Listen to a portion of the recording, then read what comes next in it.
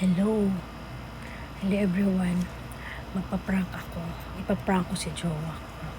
Ayan, nagsusulat ako ng ganyan. Ayan.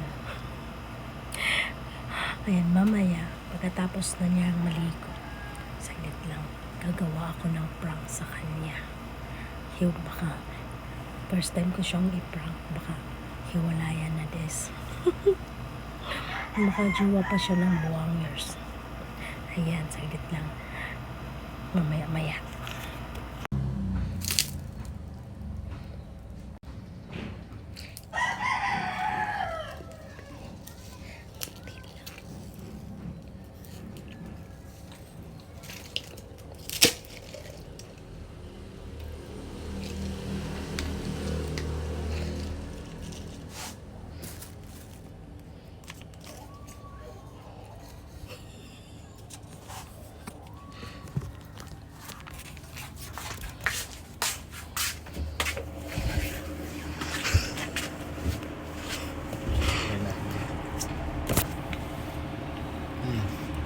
Baba.